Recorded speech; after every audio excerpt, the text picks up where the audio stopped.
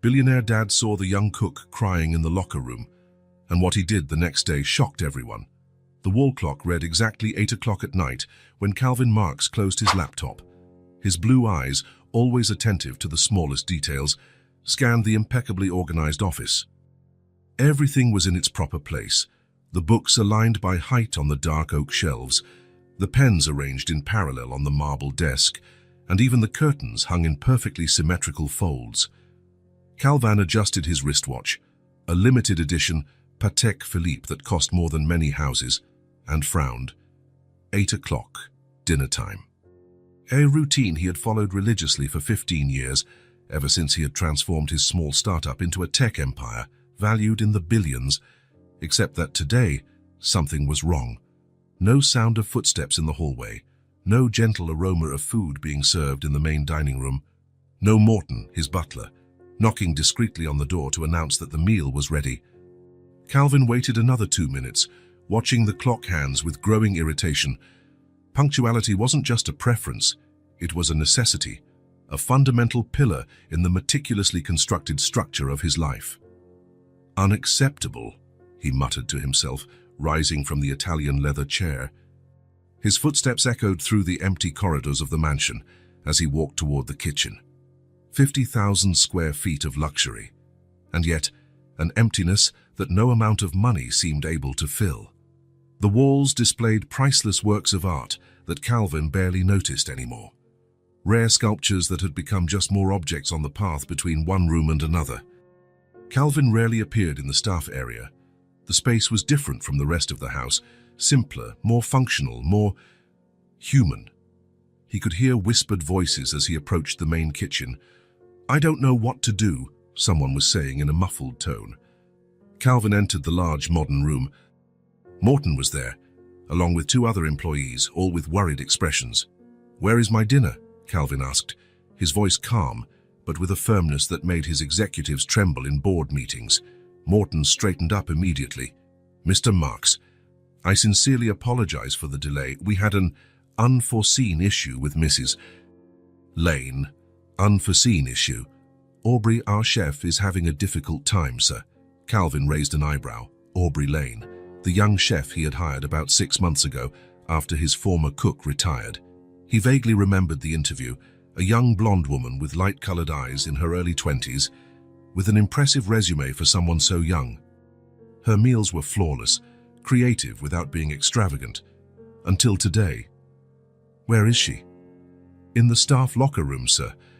But perhaps it would be best to leave her." Calvin was already crossing the kitchen before Morton could finish his sentence. It wasn't just the delayed dinner that bothered him, it was the break in order. The interruption in the perfect flow that kept his life under control. The staff locker room was at the end of a narrow hallway. The door was ajar, and Calvin could hear muffled sobs coming from inside. He hesitated for a moment. Other people's emotions were not his territory. Numbers, strategies, acquisitions, those were his areas of expertise. Tears were complicated, unpredictable, disorderly. He pushed the door open anyway. Aubrey was sitting on a wooden bench, her back hunched, her face in her hands. Her immaculate white uniform contrasted with her emotional state. Her blonde hair, normally tied in a neat bun, fell loosely over her shoulders, forming a golden curtain that couldn't completely hide her red, tear-streaked face. She didn't notice his presence at first. Calvin stood in the doorway, uncomfortable, watching her.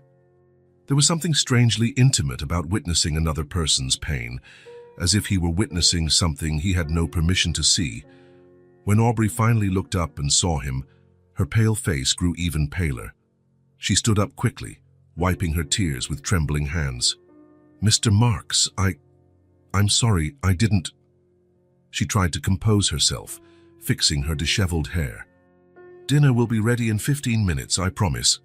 Calvin remained still, watching her. There was something unusually vulnerable in the scene, something that contrasted deeply with the perfectly choreographed interactions he usually had with his staff. "Why are you crying?" The question came out more direct than he intended. Aubrey bit her lower lip, visibly struggling to hold back a new wave of tears. "My mother is sick." Her eyes, alight, brilliant sea green from the tears, met his for a brief moment before shifting to the floor. "Please, don't fire me." Calvin frowned. "Why would I fire you for that?" "Because—" She took a deep breath, trying to control her voice. "Because I've been missing Fridays to take her to the hospital. I've been leaving meals prepared, but I know it's not the same. And today I got a call while preparing dinner. She's gotten worse, and—" The words seemed stuck in her throat. Calvin watched her hands, small as with long, slender fingers, hands made for culinary precision, ringing nervously. What's her name?" he asked, not quite sure why it mattered. Marjorie Lane." The world around Calvin seemed to freeze in that instant. The name pierced his mind like an arrow, hitting a deep place he believed had been sealed off long ago. Marjorie Lane. The images came in flashes. A woman with a gentle smile, soft hands stroking his hair, the smell of cinnamon and vanilla, a soft voice singing quietly while he pretended to sleep. "Your mother," Calvin began, but the words died in his mouth. His normally composed expression revealed, for a split second, something Aubrey couldn't decipher. "Do you know her?" Aubrey's eyes widened slightly. Calvin remained silent for a few seconds, which seemed to stretch for an eternity. When he finally spoke, his voice had lost its usual firmness. "Marjorie Lane. She took care of me when I was a child." It was Aubrey's turn to look shocked. "My mother worked for your family?" Calvin didn't answer directly. A whirlwind of long-suppressed memories now fought to surface in his consciousness. Memories of a time before money, before power, before he became Calvin Marks, the billionaire. Memories of when he was just Calvin, a boy starved for affection. "Where is she now?" he asked abruptly. "At home. We can't afford proper treatment or a full-time nurse." Aubrey looked down, shame coloring her already red cheeks. "I'm doing what I can, but—" Calvin straightened his shoulders, resuming his usual posture. His eyes, however, remained different. There was something in them that Aubrey couldn't identify. It wasn't the usual coldness. "Finish dinner," he said in a neutral tone, "and then we need to talk." He turned to leave but stopped with his hand on the doorknob. Without looking back, he added, "Your job is not at risk, Miss Lane. Don't worry about that right now." Calvin closed the door softly behind him and stood in the hallway for a moment, trying to process what he had just discovered. The coincidence was almost unbelievable, or perhaps it wasn't a coincidence at all. Marjorie Lane. The name echoed in his mind like a long-forgotten melody that, once remembered, seemed impossible to ignore again. As he walked back to his office, Calvin felt something shifting inside him, like a stone being removed from a place where it had been firmly wedged for decades. The meticulously organized world he had built was beginning, almost imperceptibly, to shift its axis. Dinner could wait. Some matters, Calvin realized, were more important than routine. Calvin dined alone that night, as he always did. The meal was perfect, a wild mushroom risotto prepared exactly as he liked it. Aubrey had recovered enough to finish cooking, though her eyes were still red when Morton served the dish. The clock on the wall read exactly 8:45 p.m. when Calvin finished eating. Everything on schedule, everything as it should be, except nothing felt right now. He headed to his office, determined to review some contracts before bed. Work. There was always work to be done. That was how he kept his mind busy, how he avoided thinking about the gaps in his life, about the emptiness that surrounded him in a house too large for one man and his young daughter, who slept upstairs under the care of the nanny. Calvin sat at his desk, opened his laptop and stared at the screen without really seeing it. His fingers remained motionless on the keyboard. Marjorie Lane.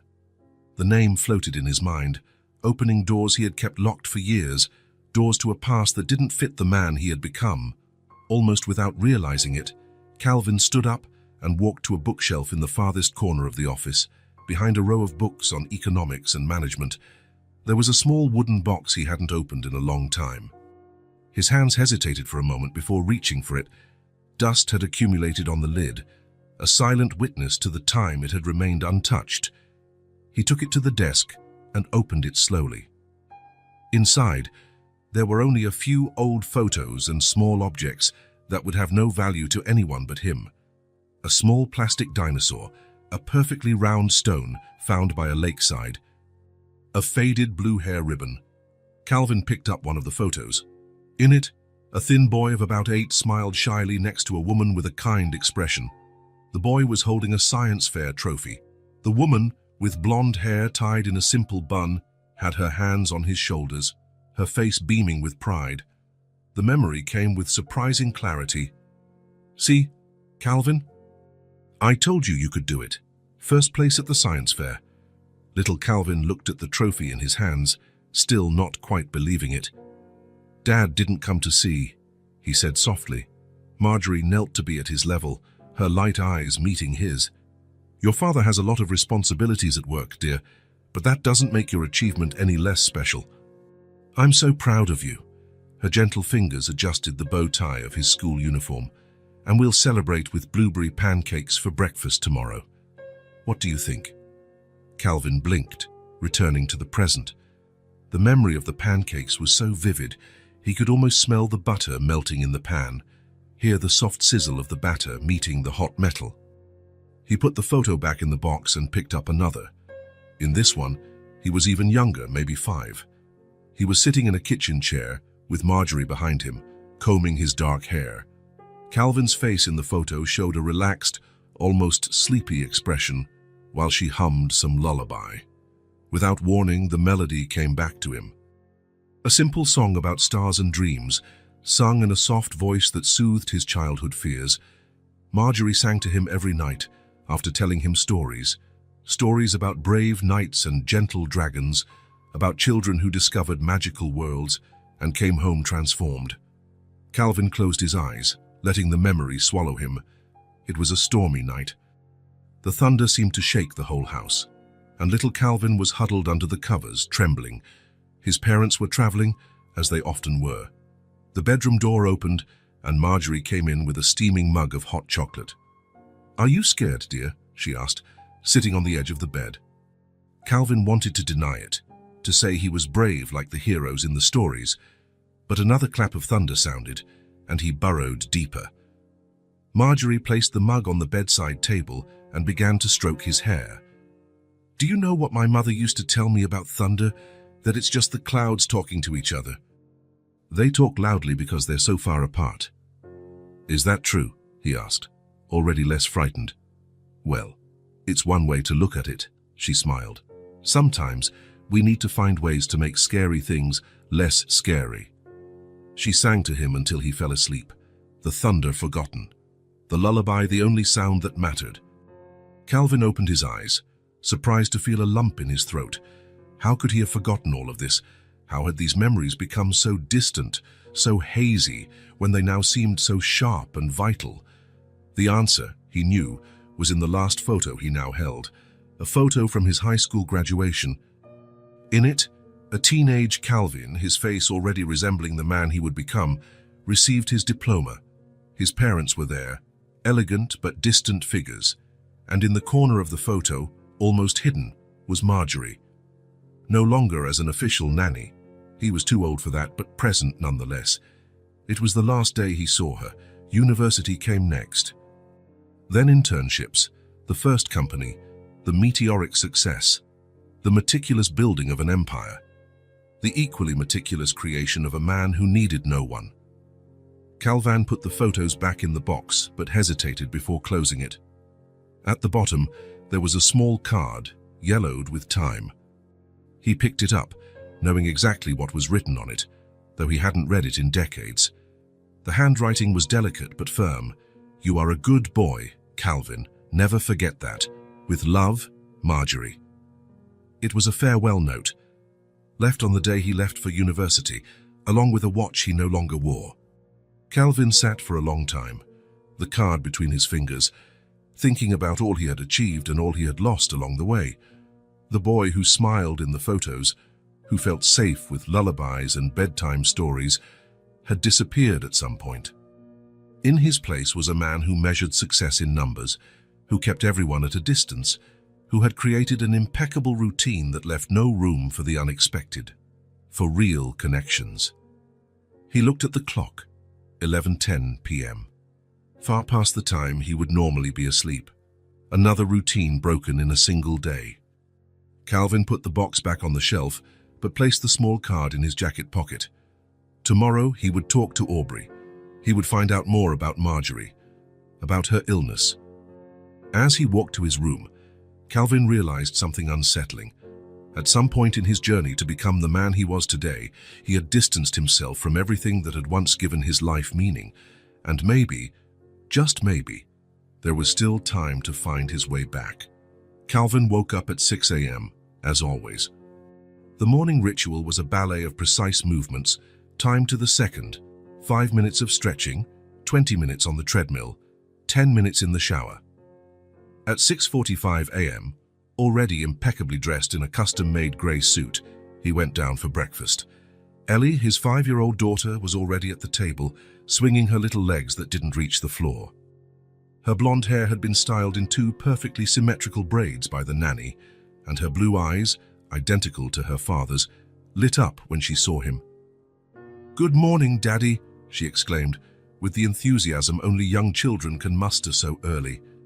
"Good morning, Ellie," Calvin replied, noticing the colorful drawing next to her plate. "What are you doing?" "It's a magic star. When you make a wish and put it under your pillow, it comes true."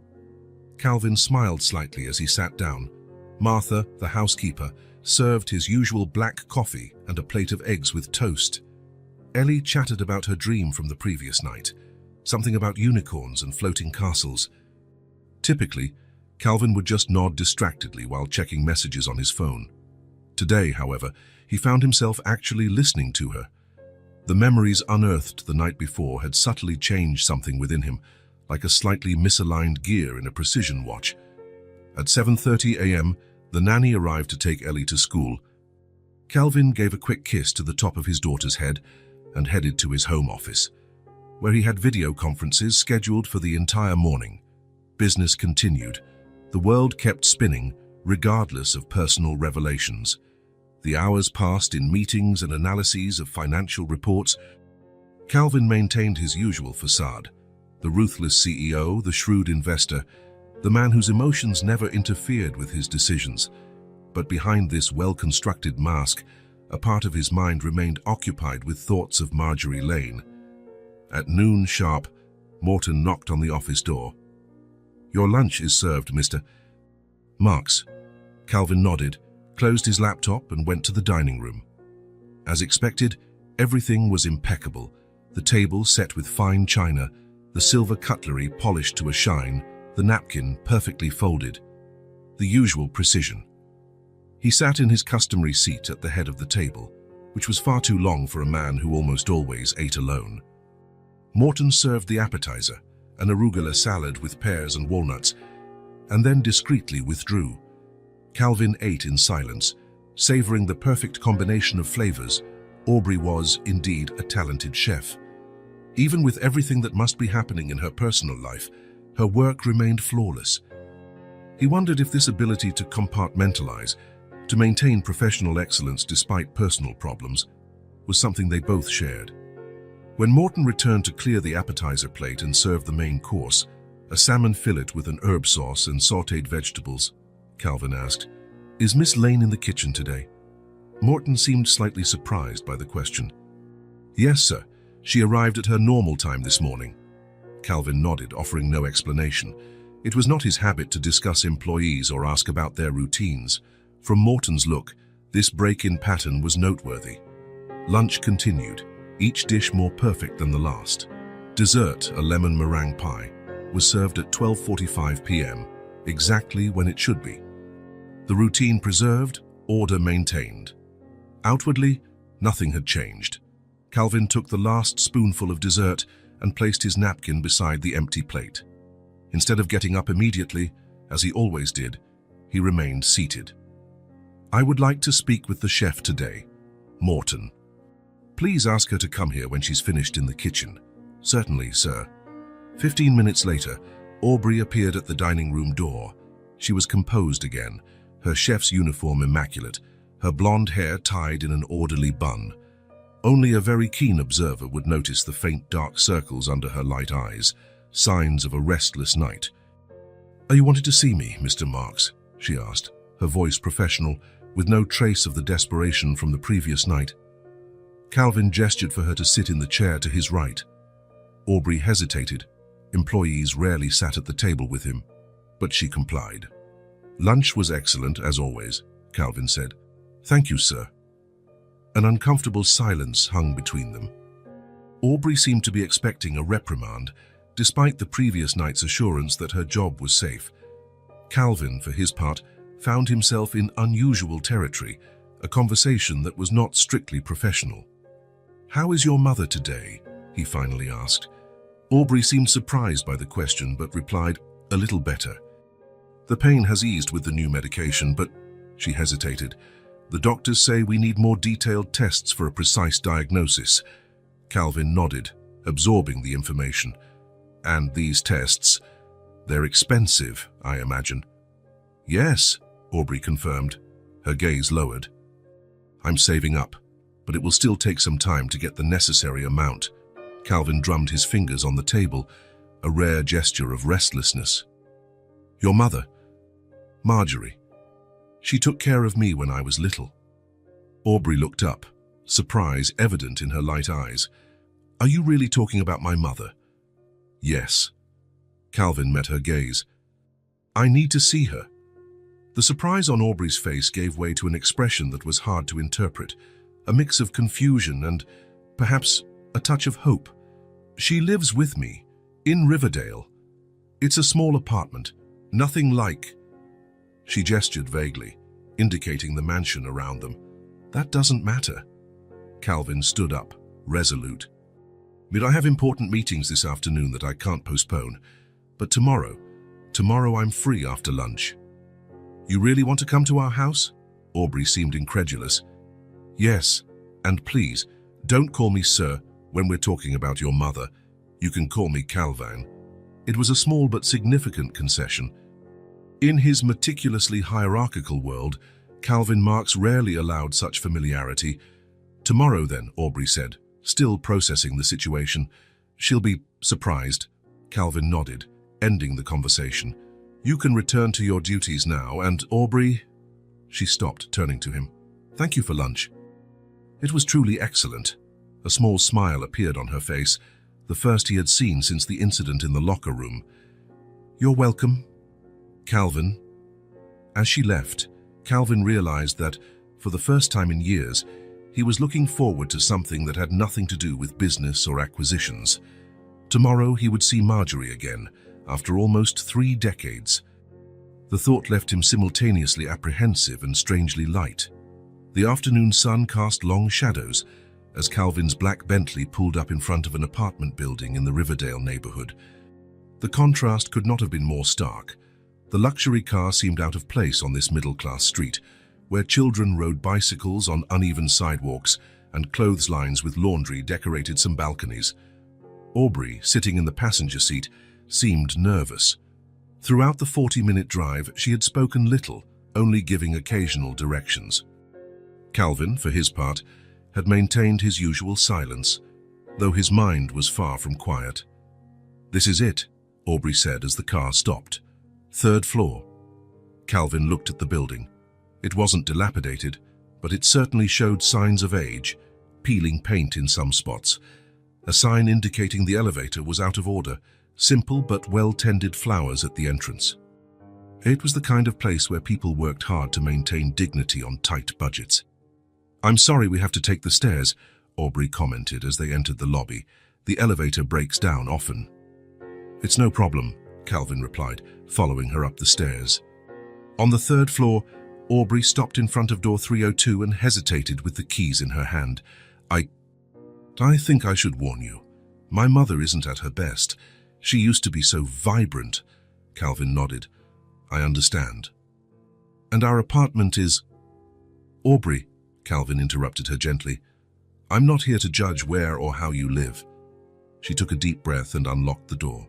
The apartment was small but impeccably clean and organized. A living room combined with an open kitchen, decorated with simple furniture and a few personal touches, plants in colorful pots, framed photographs, a knitted blanket on the sofa. It was a home, Calvin realized, not a magazine showpiece or a status symbol, but a place truly lived in. "Mom," Aubrey called, walking toward a short hallway. "I brought someone to see you." Calvin followed her to one of the bedroom doors. Aubrey went in first, and he heard her soft voice talking to someone. After a moment, she reappeared at the door. "You can come in," she said, her face a mix of nervousness and hope. The room was small, dominated by a single bed and an old dresser. The curtains were partially drawn, creating a cozy dimness, and there, propped up on pillows, was Marjorie Lane. Calvin felt the impact of immediate recognition, followed by the shock of the change. The woman he remembered, energetic, quick to smile, always in motion, was now visibly frail. Her face, and still beautiful but marked by time, was pale and drawn. Her hair, which he remembered as vibrant blonde, was grey and thin, pulled into a loose braid over her shoulder. Her body, under the light blanket, seemed smaller than it should be.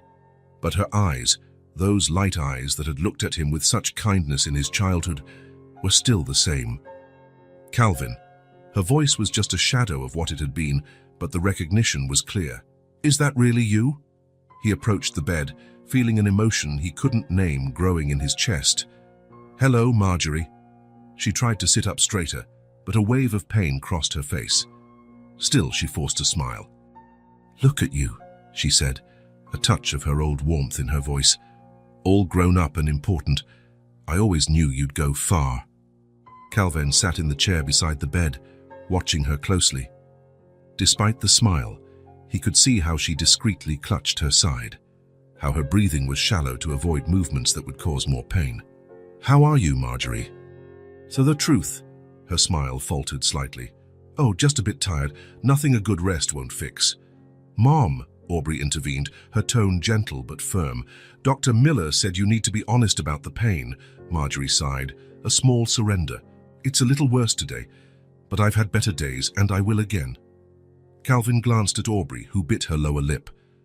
"Oh, what is the doctor's diagnosis?" he asked. "They suspect a liver problem," Aubrey replied.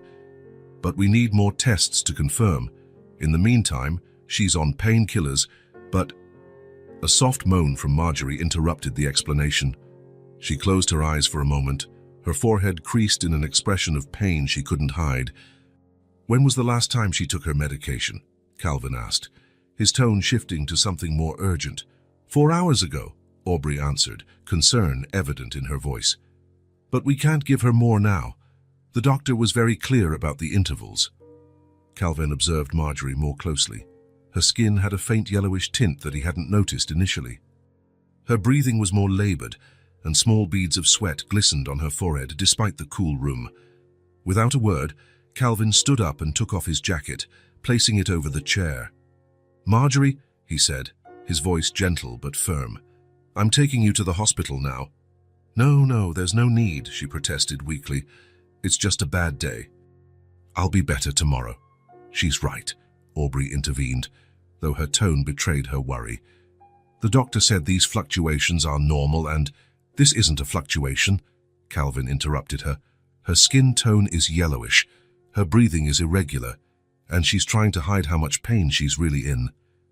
Marjorie looked at him, surprised. "They're always so observant." "Mom," Aubrey stepped closer, truly noticing the signs Calvin had pointed out. "It's all right, dear." Marjorie tried to reassure her, but another spasm of pain made her close her eyes. Calvin hesitated no longer. With careful but decisive movements, he leaned over and slipped one arm under Marjorie's knees and the other behind her shoulders. "What are you doing?" Aubrey asked, alarmed. "She needs help now," Calvin replied, lifting Marjorie from the bed. She was frighteningly light in his arms, as if the illness had consumed not just her energy, but her very substance. "Calvin, this isn't necessary," Marjorie protested, though weakly, as he carried her out of the room. "Get a blanket," he instructed Aubrey, who quickly complied, rushing ahead of them to open the apartment door. The descent down the stairs was tense. Calvin focused on keeping Marjorie safe in his arms, Aubrey following behind with a hastily packed bag of documents and medications. Curious neighbors opened doors or stopped in the hallway to watch the unusual scene. A man in formal attire carrying an elderly woman wrapped in a blanket, followed by a young woman with an anguished expression. When they reached the car, Calvin gave quick instructions to Aubrey to fully recline the passenger seat. Carefully, he settled Marjorie in the seat. "So to which hospital?" he asked, starting the engine. "Riverside Memorial is the closest, but no. What's the best hospital in the city?" "North Shore University Hospital," Aubrey replied, hesitant, "but it's over 15 miles from here, and they probably won't take our insurance and—" "North Shore, then," Calvin decided, pulling the car away from the curb. The drive to the hospital was made in a tense silence, broken only by Aubrey's occasional directions and soft questions Calvin directed at Marjorie to ensure she remained conscious. "Do you still like to sing?" he asked at one point, his eyes alternating between the road and the rearview mirror, where he could see her reflection. Marjorie smiled faintly. "I haven't been singing much lately. You used to sing to me every night," Calvin said, almost to himself. "Lullabies, even when I was too old for them." "You were never too old for a lullaby, Calvin," she replied, her voice little more than a whisper. Upon arriving at the hospital, Calvin parked directly at the emergency entrance. Without hesitation, he got out of the car, lifted Marjorie into his arms again, and walked purposefully through the automatic doors, Aubrey close behind. The emergency reception was relatively calm that afternoon. A nurse looked up as they entered and immediately called for a team upon seeing Marjorie's condition. "What do we have here?" a young doctor asked, approaching with a gurney. "Possible liver issue," Calvin replied as he carefully placed Marjorie on the gurney. "Severe abdominal pain, jaundice, weakness." The doctor gave Marjorie an assessing look. "How long have these symptoms been present?" "The pain started about 2 months ago," Aubrey answered, stepping forward with the folder of medical documents. "But it's gotten significantly worse in the last week." The doctor nodded, already wheeling the gurney inside. "We'll run some tests immediately. Are you family?" "I'm her daughter," said Aubrey. "And you, sir?" Calvin hesitated for only a second. "Family," he replied simply.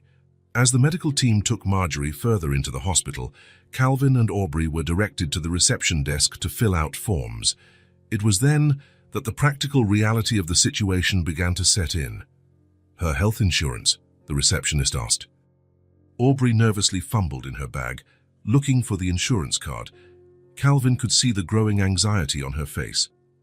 "That won't be necessary," he intervened, placing his corporate credit card on the counter. "Any expenses will be covered by me, and I want to ensure Mrs. Lane receives the best treatment available." The receptionist looked from the card to Calvin, her expression changing as she recognized the name engraved on the black metal. "Yes, Mr. Marks, I'll inform the medical team immediately."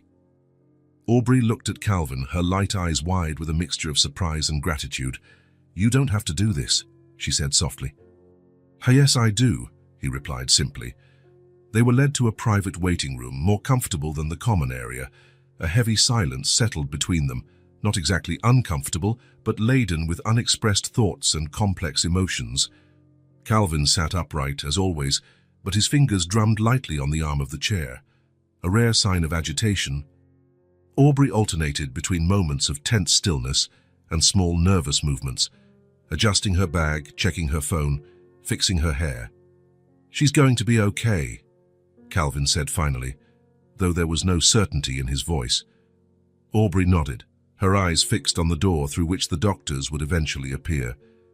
"She's strong." "Always has been, I know," Calvin agreed, remembering the woman who had single-handedly faced the responsibilities of caring not just for him, but for the entire household, while his parents traveled constantly. The silence returned, but less tense now.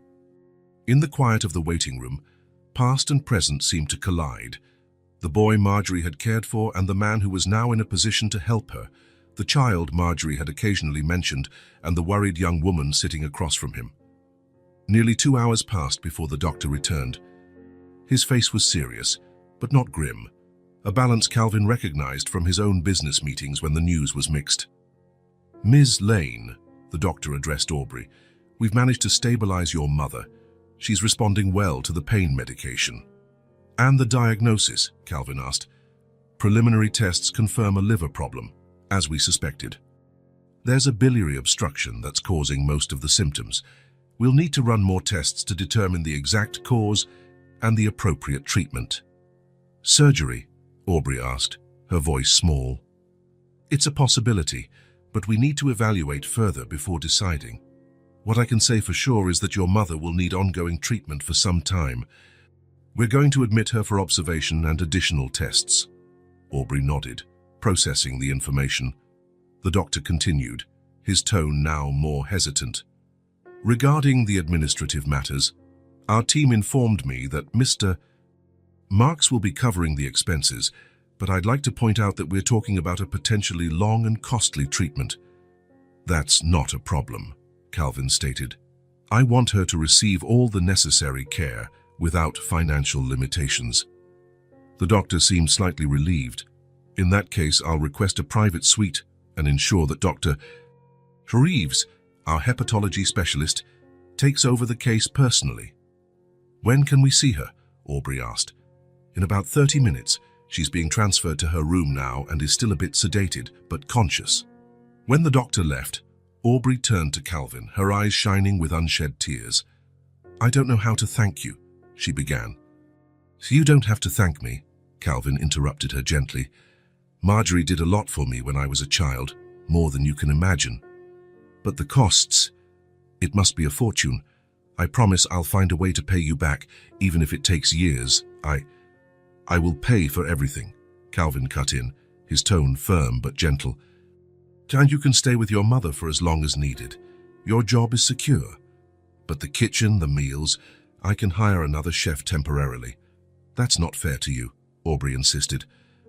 "What wouldn't be fair," Calvin replied, "is to let you face this alone when I have the resources to help." Aubrey opened her mouth to argue again, but something in Calvin's expression made her stop. There was a determination there that she was beginning to recognize, the same determination that had led him to carry Marjorie down the stairs without hesitation, the same one that had made him successful in a competitive world. "Thank you," she said finally, simply. Calvin just nodded. He was not a man accustomed to receiving gratitude. His employees feared him more than they admired him. His business associates respected him for his ruthless efficiency. This kind of genuine gratitude, for an act of simple humanity, was something new to him.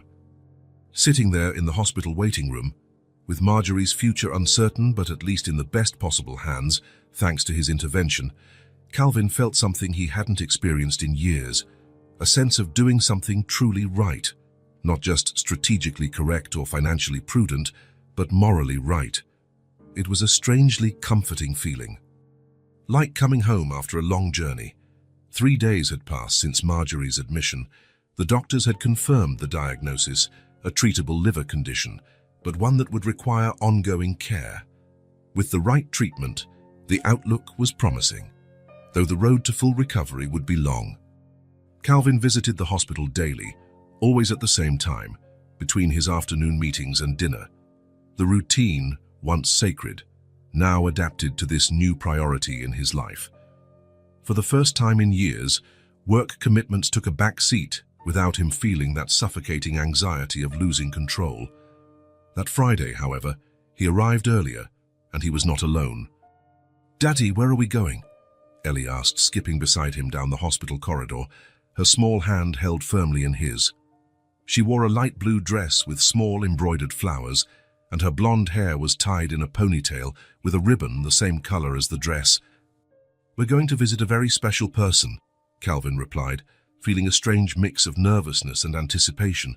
He had never spoken of Marjorie to Ellie. In fact, he rarely spoke of his past to anyone. "Is it a surprise?" Ellie's blue eyes sparkled with the excitement only children can feel at the promise of something new. "Yes, in a way." Calvin smiled slightly. "So it's someone who took care of me when I was about your age. Like Miss Jennifer takes care of me. Ellie asked, referring to her nanny. Yes, something like that. The nurses smiled as they saw little Ellie, who greeted everyone with the ease of a natural diplomat. Calvin never ceased to be amazed by how easily his daughter connected with people, a skill he himself had lost somewhere on the path to adulthood. They stopped in front of room 307. Calvin took a deep breath before knocking gently. "Come in," came the reply, Marjorie's voice already sounding a bit stronger than in previous days. Calvin opened the door, guiding Ellie inside. The private room was spacious and well lit, with a large window overlooking the hospital garden. Vases of flowers, sent by Calvin, decorated the room, bringing color and life to the hospital space. The gentle scent of lilies and roses mixed with the characteristic antiseptic smell of hospitals, creating a more welcoming atmosphere. Marjorie was sitting up in bed, propped against pillows.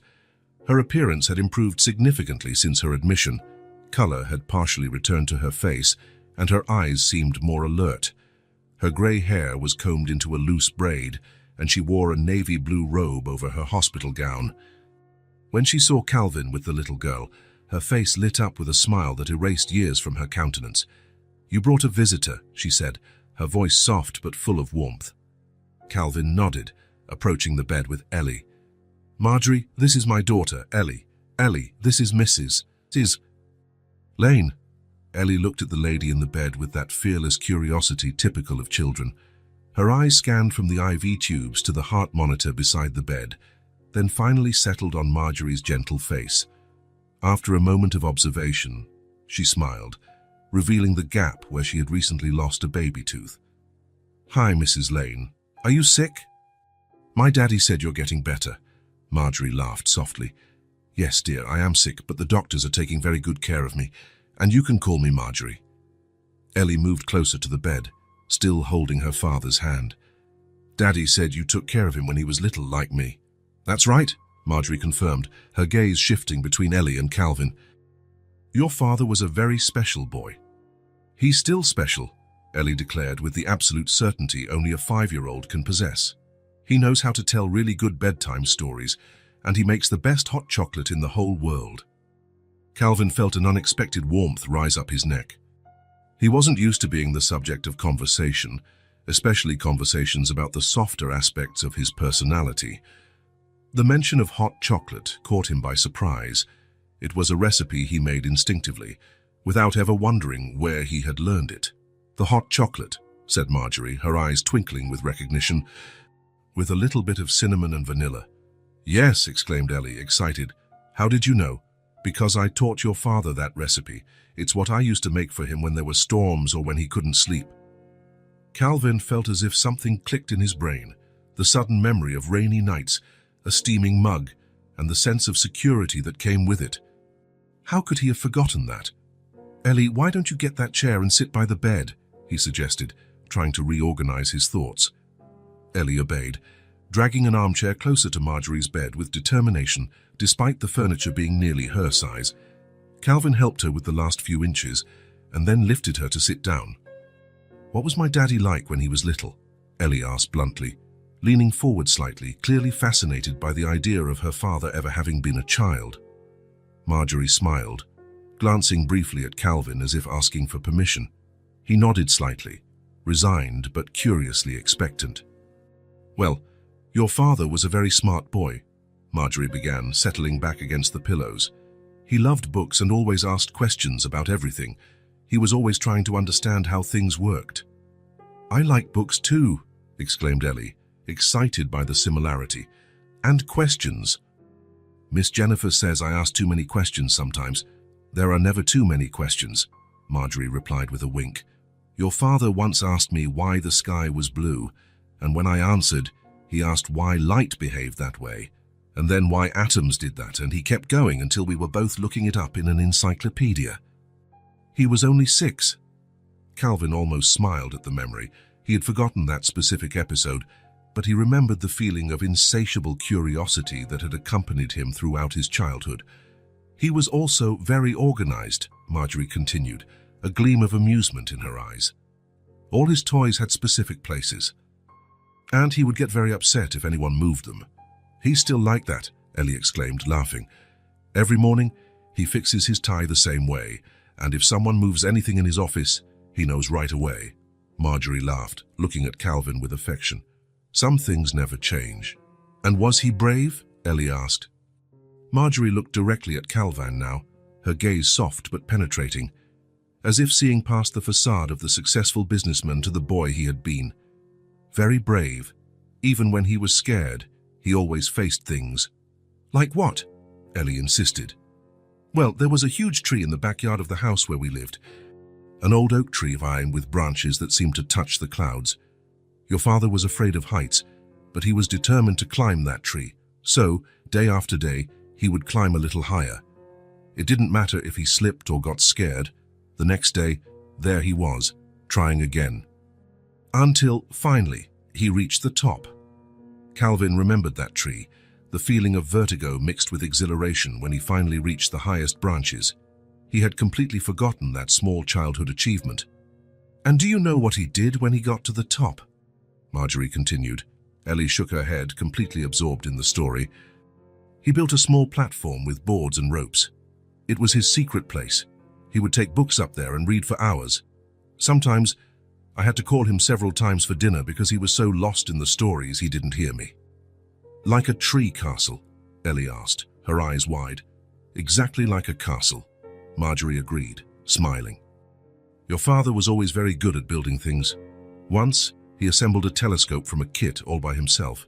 He was only 8 and followed all those complicated instructions without any help. Calvin found himself leaning against the wall, watching the interaction with a strange feeling in his chest. He had forgotten about the telescope, about the night spent stargazing, learning the constellations. How could he have let so many memories slip away? Marjorie continued with other stories. The time Calvin had rescued a baby bird that had fallen from its nest and cared for it until it could fly. The Christmas he spent weeks secretly building a jewelry box for his mother. The time he insisted on making breakfast by himself and almost set the kitchen on fire trying to make pancakes. Pancakes are tricky, Calvin defended himself, speaking for the first time since the stories began. The griddle temperature has to be just right. Marjorie smiled at him. You learned eventually. In fact, by the time you were 10, you were making the best blueberry pancakes I've ever tasted. Can you make pancakes for me, Daddy? Ellie asked, her eyes pleading. On Sunday, Calvin promised, surprising himself with his own spontaneity.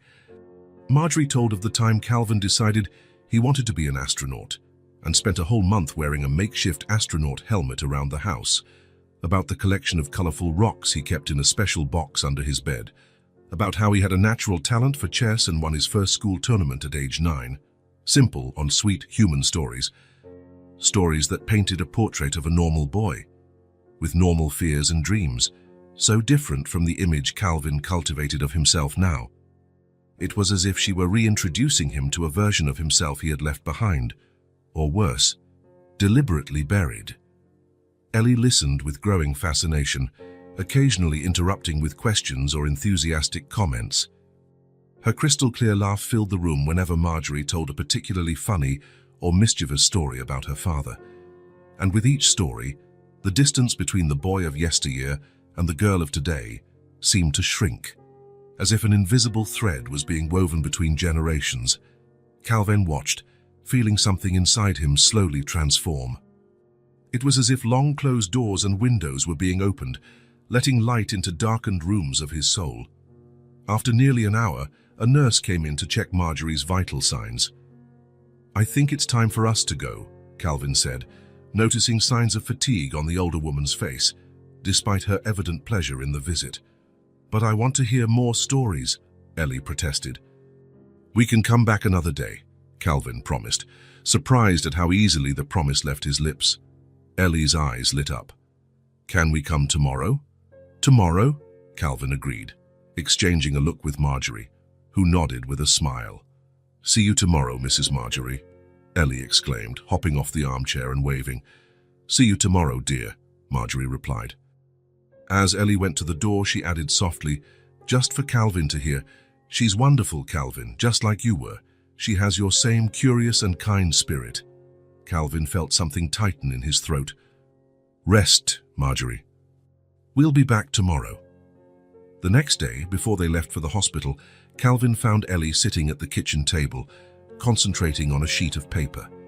Colored pencils were scattered around her as her tongue poked out of the corner of her mouth, a sign of her intense concentration. "What are you doing?" he asked, approaching. "A present for Grandma Marge," Ellie replied distractedly, without taking her eyes off the drawing. Calvin paused, surprised by the term. "Grandma Marge?" Ellie shrugged, as if it were obvious. "She took care of you like a mom, so it's like she's my grandma, right? Like your mom's mom would be my grandma." The childlike logic was simple and irrefutable. Calvin could find no argument against it. "Can I see?" Ellie held up the drawing with pride. It was a colorful depiction, as only children can create. A small figure in a blue dress, clearly Ellie, a larger figure in a gray suit, obviously him, and between them, a figure with gray hair and a big smile, Marjorie. Above them, a bright yellow sun shone, and colorful flowers were everywhere. At the top of the page, in large, uneven letters, was written, "For Grandma Marge." "It's beautiful, Ellie," Calvin said, genuinely touched. "Do you think she'll like it?" Ellie asked, a momentary insecurity showing in her voice. "I'm sure she'll love it," Ellie's smile returned, as radiant as the sun in her drawing. "I'm making one for Aubrey too. She looks sad sometimes, and drawings make people happy." Calvin smiled, touched by his daughter's natural empathy. How had he never noticed this quality in her before? Or maybe he had noticed, but had been too busy to truly appreciate it. When they arrived at the hospital, Marjorie was sitting in an armchair by the window rather than in bed. It was a small but significant sign of improvement. Aubrey was there too, arranging some personal items she had brought for her mother. "Grandma Marge," Ellie exclaimed, running to her with the carefully folded drawing in her hands. "I made you a present." Marjorie looked at Calvin in surprise, who just shrugged with a small smile. Her expression softened into understanding and something more, a deep emotion she only partially managed to contain. "For me? How wonderful," she said, extending her arms to receive the drawing that Ellie was now carefully unfolding. When she saw the picture and the words at the top, Marjorie was quiet for a moment, her eyes shining with unshed tears. "Grandma Marge," she read softly, running her fingers over the letters. "It's because you took care of my daddy like a mom," Ellie explained seriously. "So it's like you're my grandma. Do you like it?" "Oh dear," Marjorie replied, her voice thick with emotion. "It's the most beautiful present I've ever received." She opened her arms, and Ellie didn't hesitate to step in for a hug. Marjorie held her gently, looking over the girl's head at Calvin, who watched the scene with an expression he rarely allowed himself to show, vulnerable, open, emotional. "I'm going to hang it right here so everyone can see," Marjorie declared when the hug ended. With help from Ellie and Aubrey, she used a piece of tape the nurse brought to affix the drawing to the wall, right next to the armchair. "Look, Daddy, everyone will see it," Ellie exclaimed, proud. "It's perfect," Calvin replied, exchanging a meaningful look with Aubrey, who watched the scene with a mix of surprise and emotion. That night, after putting Ellie to bed, Calvin didn't go to his office as he normally would. Instead, he went up to the mansion's attic, a rarely visited space where objects from the past were stored in meticulously labeled boxes. Dust danced in the air as he turned on the light, reflecting in the golden beams that came through the small windows.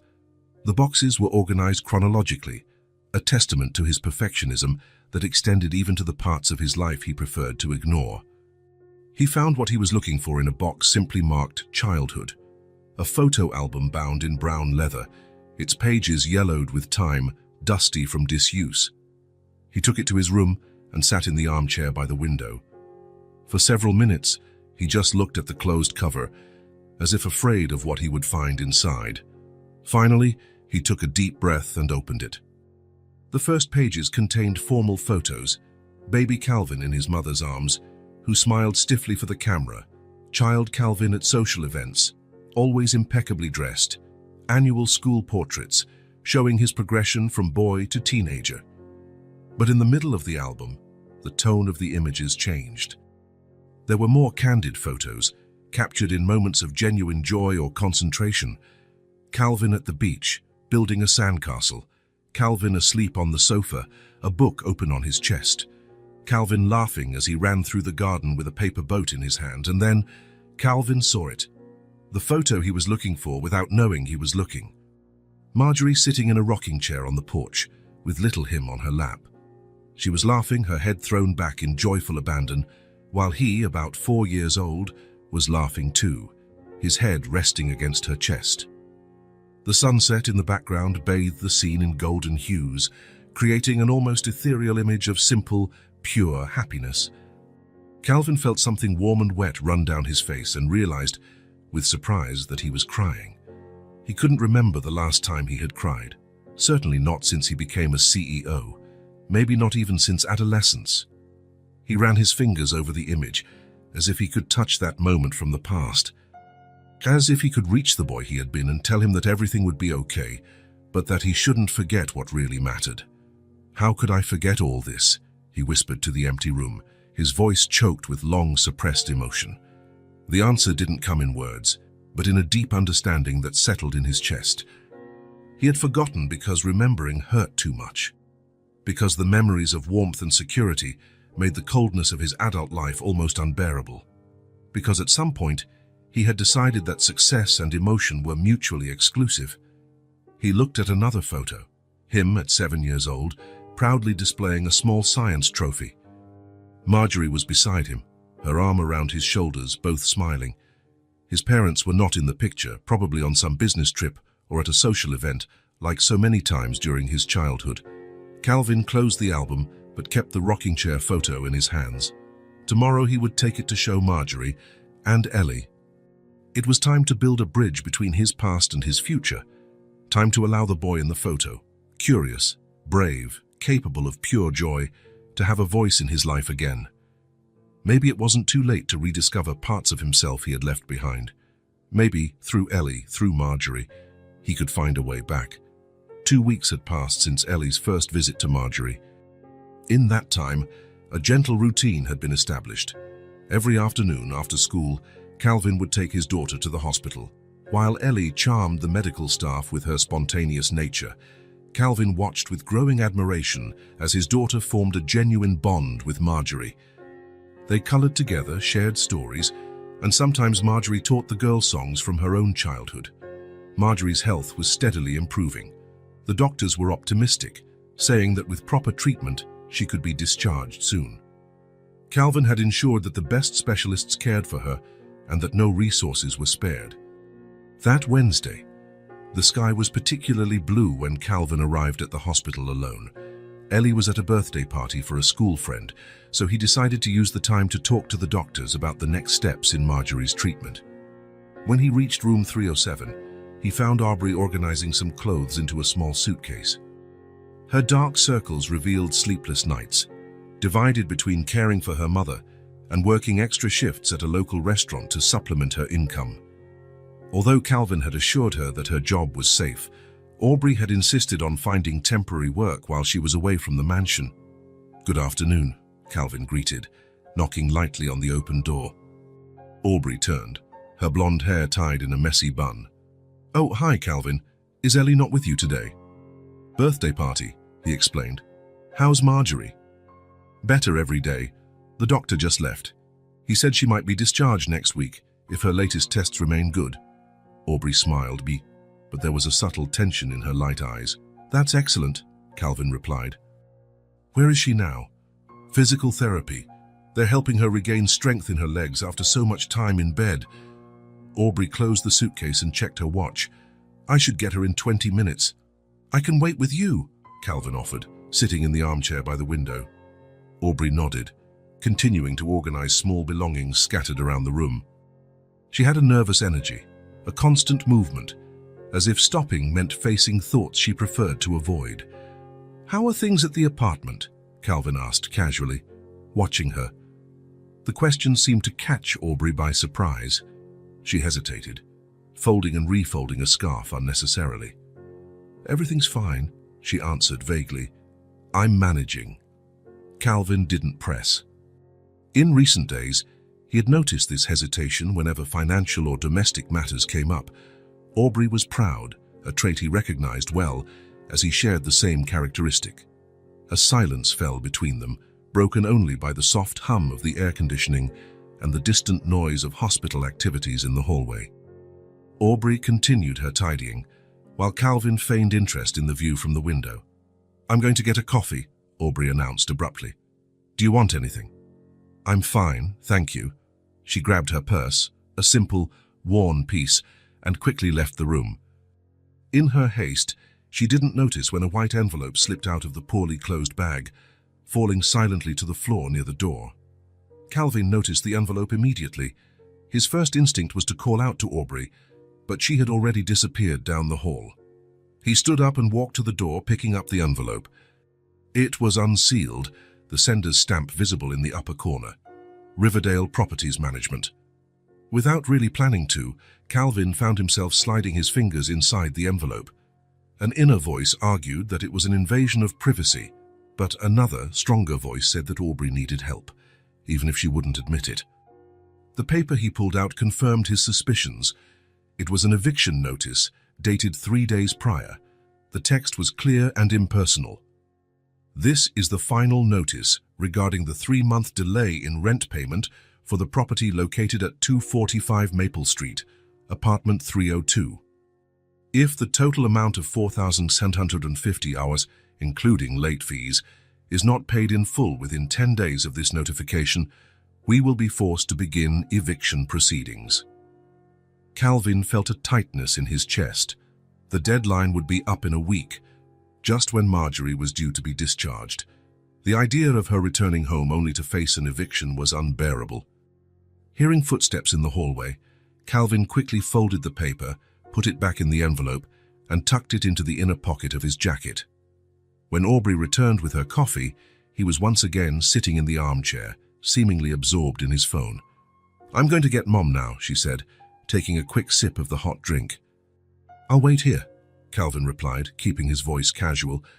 When Aubrey left, he removed the envelope from his jacket, looking at it thoughtfully. It wasn't just the eviction, there were also the medical bills that insurance wouldn't cover, the loss of income during Marjorie's illness, the expensive medications for ongoing treatment. Calvin knew the ripple effect of financial problems all too well. He put the envelope away again, his mind already formulating a plan. Discreetly, he made a few calls while he waited. His personal assistant received precise instructions, which she noted without question. Years of working with Calvin had taught her that behind his seemingly impulsive decisions, there was always solid reasoning. When Marjorie returned to the room, pushed in a wheelchair by Aubrey, Calvin put his phone away and smiled. The older woman looked tired, but her eyes shone with a growing vitality. "Calvin, so good to see you," she greeted, as Aubrey helped her settle into bed. "Where's my little Ellie today?" "Birthday party. She asked me to tell you she misses you and that she'll bring something special for you tomorrow." Marjorie smiled. "That girl. She reminds me so much of you at that age, always thinking of others." Calvin felt a warmth in his chest. It was strange and comforting how Marjorie could see qualities in him that he himself had forgotten he possessed. The visit continued quietly. Calvin remained attentive to the conversation, but part of his mind was working on the details of what he needed to do. At one point, when Aubrey stepped out to speak with the nurse about the evening medication, Calvin took the opportunity to ask Marjorie, "Do you have someone who could help at home when you're discharged?" Marjorie hesitated. "Aubrey says she'll manage. She's always been like that, taking on too many responsibilities." "I think she learned that from me. Are you sure the apartment is suitable for your recovery? Stairs, an adapted bathroom." "Oh, our apartment is small, but cozy. Aubrey has already rearranged everything for when I get back." Marjorie smiled, but there was a shadow of worry in her eyes that didn't escape Calvin. "She didn't tell you about the..." The door opened and Aubrey returned. Marjorie's unfinished sentence hung in the air, but Calvin understood what she was about to say. Marjorie knew about the eviction. The rest of the visit passed without incident. Calvin said his goodbyes, promising to return the next day with Ellie. While driving home, he made a few more calls, confirming the arrangements his assistant had initiated. Everything would be ready in time. In the following days, Calvin maintained his routine of visits, always alert for any mention of financial problems or the apartment. Aubrey seemed increasingly tense as the discharge date approached, but she kept a brave smile on her face in front of her mother. On the eve of the hospital discharge, Calvin arrived earlier than usual. He found Aubrey alone in the room, organizing the last of Marjorie's belongings for her departure the next day. "Where's Marjorie?" he asked. "It's our last blood test," Aubrey replied, meticulously folding a sweater. "Calvin, She paused, biting her lower lip. "Yes?" "Nothing, just thank you for everything you've done. You didn't have to." Calvin nodded, sensing there was more to those words than Aubrey was expressing. Perhaps a veiled request for help that her pride wouldn't allow her to voice. "Say it's not an obligation, Aubrey. It's what people do for each other." A tear escaped, rolling down Aubrey's face. She wiped it away quickly. "Yeah, well, some people are more able to help than others." Calvin moved closer, placing a hand gently on her shoulder. "Tomorrow is a new beginning for Marjorie. Focus on that." Aubrey nodded, regaining her composure. "Yes, you're right. One problem at a time." The day of the discharge dawned sunny, as if the sky itself was celebrating Marjorie's recovery. Calvin arrived at the hospital driving personally, without a chauffeur, so there would be enough space for everyone in the car. Ellie was especially excited, carrying a small bouquet of flowers she had picked out herself. "Is Grandma Marge going to live at our house?" she asked as they rode the elevator. "No, sweetie. She has her own house, but we can visit her whenever we want." When they reached the room, they found Marjorie already dressed, sitting on the edge of the bed. She wore a simple light blue dress and a light sweater. Her grey hair was tied in a simple bun, and there was a faint blush on her cheeks, promising signs of returning health. "Look at you," Calvin exclaimed. "Ready to dance your way out of here?" Marjorie laughed. "Maybe not dancing just yet, but certainly walking on my own 2 feet." She stood up slowly to demonstrate, leaning lightly on a cane. "Grandma Marge," Ellie ran to hug her gently. "I brought flowers for your house. They're beautiful, my love. They'll look perfect on the living room table." Aubrey entered, carrying the small suitcase with her mother's belongings. Her face was tense, though she tried to hide it with a smile. The discharge procedures were quick. Calvin had ensured all the paperwork was handled in advance. Soon they were in the car, Marjorie in the front seat for more comfort, Aubrey and Ellie in the back. "Are you excited to go home?" Calvin asked as he drove. "Very," Marjorie replied, looking out the window with visible pleasure. "Hospitals are necessary, but there's nothing like your own home." Calvin noticed Aubrey's worried face in the rearview mirror. She knew what awaited them, or at least what she thought awaited them. When they finally reached the apartment building in Riverdale, Calvin parked and helped Marjorie out of the car. Ellie jumped out excitedly, carrying the flowers and insisting on being the one to open the door for Grandma Marge. "Let's take the elevator," Calvin suggested. "But it's been broken for—" Aubrey started, then stopped, noticing the small sign on the elevator door, "Repaired and in working order." She looked at Calvin, who just shrugged with a small smile. They rode up silently to the 3rd floor. In the hallway, Aubrey hesitated before inserting the key into the lock of apartment 302. Her hand trembled slightly. "It's okay, dear," Marjorie said softly, assuming her daughter's nervousness was due to her health condition. "I'll be fine." Aubrey took a deep breath and opened the door. The scent was the first thing they noticed, a fresh aroma of flowers and newly baked bread. The apartment, already organized by Aubrey's meticulous care, now seemed transformed. There were vases with floral arrangements strategically placed. The small living room had new furniture, a more comfortable sofa, colorful pillows, a soft rug. The open kitchen gleamed with new appliances, and the refrigerator, visible from the entrance, was clearly stocked. "What?" Aubrey was speechless, looking around in shock. Marjorie entered slowly, leaning on her cane, her eyes wide. "What happened here?" Ellie ran inside, exploring the space with exclamations of delight. "Look, Grandma Marge, there are flowers everywhere." Calvin remained at the entrance, observing their reactions. There was a deep satisfaction in seeing the surprise on their faces, not for the material value of what he had done, but for the meaning of the gesture. Aubrey walked to the coffee table, where a white envelope caught her eye. She looked at Calvin, who nodded almost imperceptibly. She opened the envelope with trembling fingers and read the note aloud. "Everything is paid for. You are safe." Her eyes filled with tears as she looked at Calvin again. "You didn't have to," she began. "Yes, I did," he replied simply. Marjorie, who had understood the extent of the gesture, walked slowly to Calvin. Her light eyes shone with unshed tears. "You were always a good boy, Calvin," she said, her voice choked with emotion. "Even when life got hard, even when you had to be too strong, too soon. You never lost that." She raised her hand, lightly touching his face, a gesture so familiar from his childhood that Calvin felt something break inside him. "You reminded me of who I was," Marjorie continued. "Thank you for coming back." Calvin couldn't respond with words. Instead, he did something he hadn't done in decades. He wrapped Marjorie in a hug. Not the formal, quick hug of adults at social gatherings, but the sincere embrace of someone coming home after a long journey. Ellie, sensing the special moment, approached quietly and wrapped her small arms around them both, creating a perfect circle. Aubrey watched the scene, tears streaming freely down her face, until Calvin extended an arm, inviting her to join them. The hug of the four sas in the middle of the sunny living room needed no words. It was the universal language of belonging, of people finding and reconnecting, of circles closing and new ones beginning. When they finally separated, there was something new in Calvin's eyes, a clarity, as if he had found a part of himself he had been searching for a long time without knowing it. "Well," he said, his voice slightly hoarse with emotion, "I think you two need to get settled. Ellie and I will be back tomorrow for lunch, if that's okay." "More than okay," replied Marjorie, holding his hand. "It's perfect."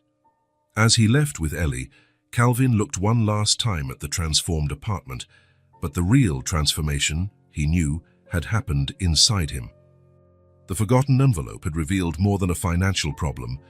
It had revealed an opportunity to rediscover the capacity to care, to act out of compassion, to be the good boy Marjorie had always seen in him again. And that, Calvin realized, was a much greater gift than anything he could have given them. A month had passed since Marjorie's discharge. Autumn had arrived, painting the trees in shades of red and gold. In Calvin Marx's mansion, however, something more important had changed, the very rhythm of the house. It was Saturday morning when the black Bentley parked at the entrance of the Riverdale building. Calvin and Ellie got out of the car, the girl skipping excitedly beside her father. They carried shopping bags, filled with select ingredients from a morning visit to the market. "Do you think Grandma Marge will like the special flour we bought?" Ellie asked as they rode the elevator.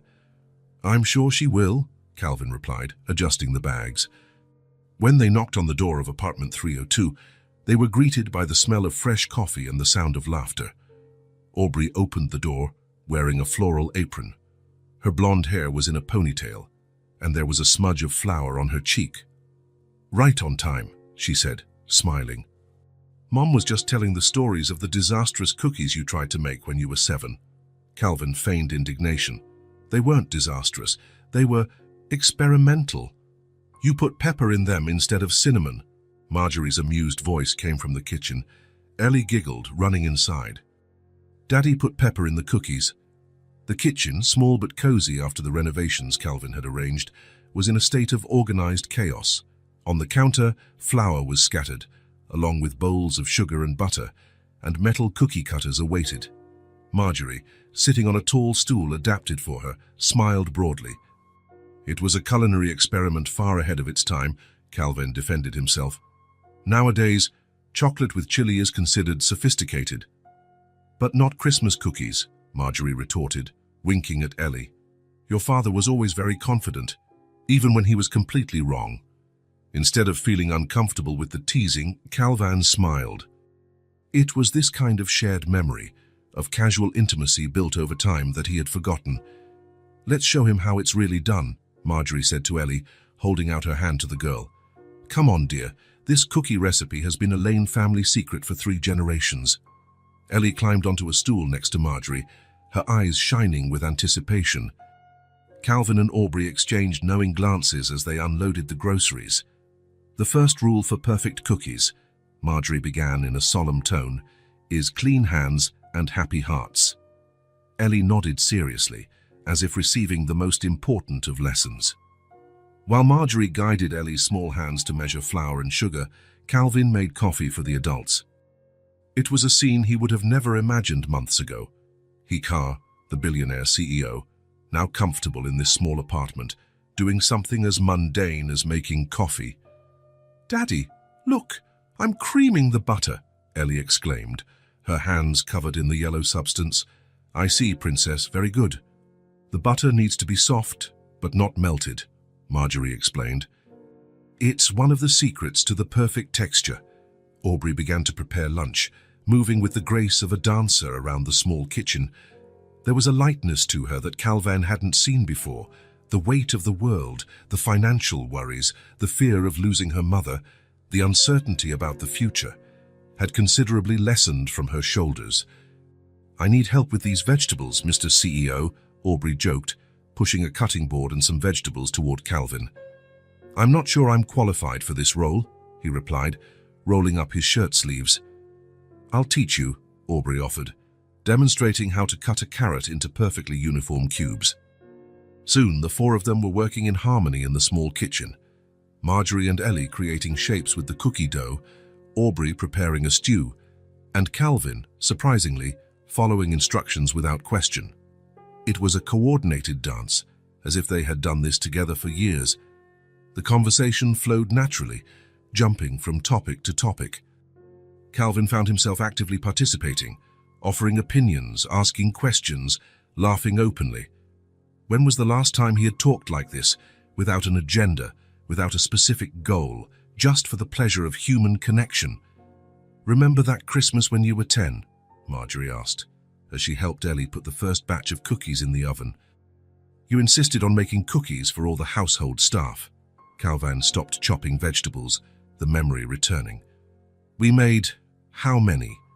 100 cookies." 122, Marjorie corrected, laughing. "We started at 9 in the morning and only finished at 7 at night. Your parents came home from a trip and found the kitchen completely covered in flour. They weren't too happy," Calvin recalled. "Not at first," Marjorie agreed. "But when you explained that you wanted everyone to have a personal gift from you, well, even your father smiled." Calvin absorbed this information, a new piece of his childhood puzzle that he had forgotten. "I don't remember that part." "Of course you don't. You only remember the criticisms, not the moments of approval," Marjorie observed softly. "You were always like that." The comment struck Calvin like a revelation. It was true. His memory had selectively preserved the moments of failure, of criticism, of isolation. The moments of connection had been lost along the way. Until now. After lunch, which was eaten amidst laughter and conversation at the small dining table, Ellie asked to draw. Aubrey provided paper and colored pencils, and soon the girl was absorbed in her creation, her tongue poking out of the corner of her mouth in concentration. Marjorie had retired for a brief rest in her room, while Aubrey washed the dishes, gently refusing Calvin's help. "Go relax for a bit," she insisted. "You look tired." Calvin wasn't tired. On the contrary, he felt more alive than he had in a long time. But he accepted the suggestion, knowing Aubrey valued this moment of caring for the space she could now call home without fear. He sat on the small sofa, watching Ellie draw. The apartment was modest compared to his mansion, but there was something here that the grand house had never had, a sense of home. The sounds of Aubrey in the kitchen, the soft breathing of Marjorie resting in her room, the scratching of Ellie's pencil on paper, it all combined into a symphony of domestic life he had forgotten existed. "I'm done," Ellie finally announced, holding up her drawing with pride. Calvin looked at the colorful picture, 4 figures holding hands in front of a house. Him, Ellie, Marjorie, and Aubrey all smiling under a big yellow sun. "It's beautiful, Ellie," he praised sincerely. The girl came closer, sitting next to him on the sofa. She looked at her drawing, then at her father, her blue eyes serious and questioning. "Daddy," she began, her voice small but determined, "are we a family now?" The question took Calvin by surprise, not because of the question itself, but because of the clarity with which the answer came to him, without hesitation.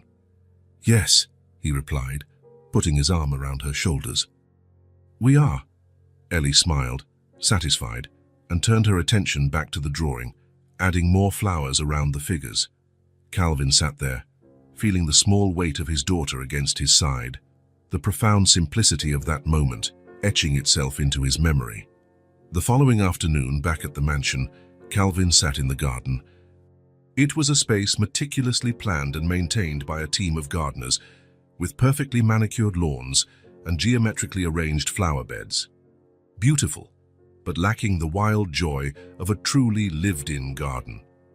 He had invited Marjorie and Aubrey to spend Sunday with them. Initially, Aubrey had hesitated, clearly intimidated by the grandeur of the house, but Ellie had insisted so much that she eventually gave in. Now, from his place on the veranda, Calvin watched Marjorie and Ellie sitting on a bench under an apple tree. The older woman was teaching the girl how to make flower crowns from daisies picked from the garden. Ellie's laughter sounded like music in the afternoon air. Aubrey came out of the house, carrying a tray with lemonade and cookies, the same ones they had made the day before. She smiled when she saw her mother and the girl, then noticed Calvin watching the scene. "They get along well, don't they?" she commented, placing the tray on the table next to him. "Yes," Calvin replied. "It's as if they've always known each other." Aubrey sat in the chair next to him, her gaze following his to the scene under the apple tree. "Ellie needs this, you know. Someone like that in her life." "I know." Calvin paused. "I needed it too." The comment hung in the air between them, heavy with meaning. Aubrey didn't respond immediately, respecting his moment of reflection. "I spent my life trying to be big," Calvin said finally, almost to himself, "building companies, accumulating power, growing in every visible direction, and I almost forgot to be whole." On the garden table, the photo album was open. He had brought it to show Marjorie and Ellie later. The exposed page showed Calvin at 12, sitting at the piano with Marjorie by his side. Both were smiling for the camera, a moment of shared joy frozen in time. "It's not too late," Aubrey observed softly, her light eyes meeting his. "To be whole?" Calvin nodded, feeling a certainty grow within him. "No, it's not." At that moment, as the afternoon sun cast a golden light over the garden, Calvin made a silent promise to himself. He would never again stray from what truly mattered. The success, the achievements, the empire he had built, all of it only had value if there was someone to share it with. A week later, something unprecedented happened at the Marks mansion. The staff had been dismissed for the day, except for Morton, who had received specific instructions to only supervise discreetly, without interfering. In the large main kitchen, normally the exclusive territory of hired chefs, Calvin Marks, billionaire CEO and a feared figure in the business world, was preparing lunch. He wore casual pants and a simple shirt, sleeves rolled up, an apron protecting his clothes. "The onion needs to be translucent, not golden," Aubrey guided, watching as he stirred the pan with focused attention. "Like this?" he asked, revealing an insecurity rarely seen in other contexts. "Perfect," she approved. "So now we can add the tomato." At the kitchen table, Ellie and Marjorie prepared the salad together, the girl proudly responsible for tearing the lettuce leaves while Marjorie cut cherry tomatoes in half. The kitchen, once a functional and impersonal space, was overflowing with life. Music played softly in the background, an eclectic playlist mixing Ellie's favorite children's songs with classics Marjorie loved. The aroma of tomato sauce and fresh herbs filled the air, mingling with the sound of conversation and laughter.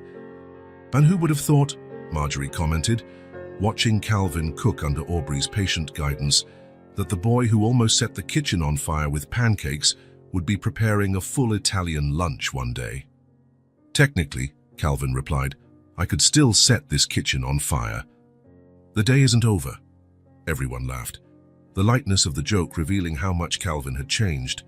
Once so rigid and controlled, He was now able to laugh at himself, to allow himself to be imperfect. When lunch was ready, spaghetti with homemade sauce, fresh salad and still warm bread that Aubrey had prepared earlier, they gathered not in the formal dining room, but at the small breakfast nook adjacent to the kitchen. It was a more intimate space, normally used only by the staff, but today it seemed the perfect place for this special meal. There was none of the elegant service Calvin was used to. They served themselves, passed the salad, cut the bread. There was a simple beauty in these everyday gestures, an intimacy that no high-class service could provide. During the meal, the conversation flowed naturally. Ellie talked about her school project. Aubrey mentioned a new restaurant she wanted to visit. Marjorie shared memories of her own mother. In a moment of comfortable silence, Calvin reached across the table, gently taking Marjorie's hand. The older woman looked at him, surprised by the public gesture of affection, so rare for the man he had been. "Thank you for reminding me of who I was," Calvin said, his voice low but firm. Marjorie's eyes shone with restrained emotion. "You just needed a mirror and time," she replied, gently squeezing his hand. Ellie, watching the scene, laughed joyfully, as if she had just witnessed something wonderful that only children can truly appreciate in its simplicity. Aubrey smiled, her light eyes reflecting a peace that had been so hard to find for so long. In that moment, sitting around a simple table, sharing a meal prepared with care, they were exactly what Ellie had asked. A family, not defined by blood or legal papers, but by choice, by connection, by love. Calvin's house, once a cold and silent space despite all its luxury, now pulsed with life. The boy Marjorie had known, who had gotten lost on the way to adulthood, had finally found his way back, not to childhood, but to the ability to feel fully, to connect genuinely, to value what truly mattered. Family restored, not the one he was born into, but the one he had chosen. The one that had chosen him. Gratitude alive, for second chances, for unexpected encounters, for remembering and relearning. Love, present, not as an abstract concept, but as a daily practice, as a constant choice, as the air they breathed together in this new life they had built. If this story touched your heart, subscribe to the channel and turn on notifications so you don't miss the next ones. Leave a like because it helps this story get recommended to more people. See you in the next story.